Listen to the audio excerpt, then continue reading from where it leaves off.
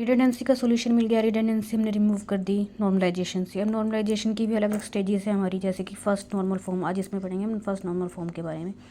First normal form में क्या हमें एलिमिनेट करना है, डुप्लीकेट नेम रिकॉर्ड, जो हमारी डुप्लीकेट रिकॉर्ड्स है उसको एलिमिनेट करना है। कैसे करेंगे, इसके लिए कुछ कंडीशन है, यानी कि एक टेबल को हमें फर्स्ट नॉर्मल फॉर्म में लाने के लिए इस कंडीशंस के साथ अगर होंगी ये कंडीशन उस टेबल में, तो यानी कि फर्स्ट नॉर्मल फॉर्म में all column contain atomic value. Atomic value means एक सेल में एक ही वैल्यू, यानी कि जैसे ये सेल है तो इसमें एक ही, यानी एक आईडी से एक ही नेम होना चाहिए, एक से ज़्यादा नेम नहीं।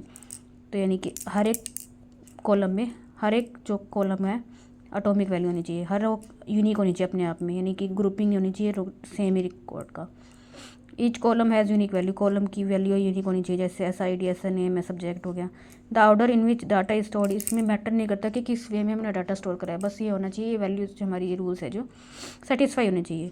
तो एग्जांपल क्या, जैसे मान लो हम कोई स्टूडेंट है, कोई एनरोल कराता है स्टूडेंट स्कूल में, तो फ़ोन नंबर तो एक से ज़्यादा हो सकते हैं एक स्टूडेंट के, तो वो एक से ज़्यादा, तो एक ही अगर एक ही सेल में हम एक से ज़्यादा एक स्टूडेंट के फ़ोन नंबर लिख देंगे, वो क्या आएगी, एटोमिसिटी वायलेट हो जाएगी। एटॉमिक वैल्यू होनी चाहिए ना, एक स्टूडेंट के एक से ज़्यादा नंबर एक ही सेल में नहीं लिख सकते हम, तो उसके लिए हमें सेपरेट सेल बनाना पड़ेगा।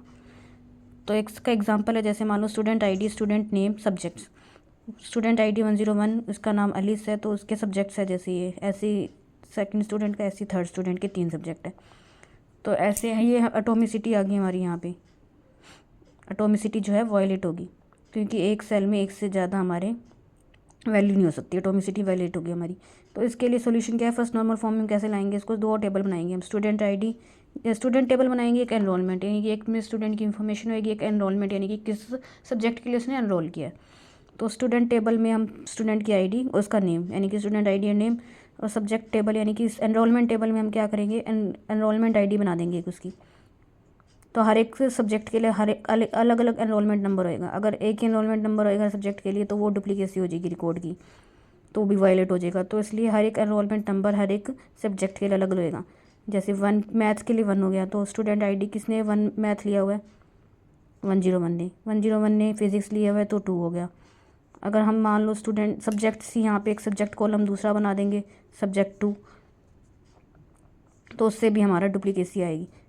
या तो हम ऐसे भी लिख सकते हैं 101 एलिस मैथ्स, 101 एलिस फिजिक्स, लेकिन उससे भी हमारी ऑटोमेटिसिटी जो है वायलेट होएगी।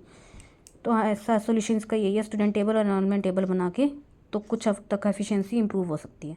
तो आज की वीडियो में इतना ही। वीडियो अच्छी लगी तो लाइक शेयर सब्सक्राइब जरूर करना। Thanks for watching.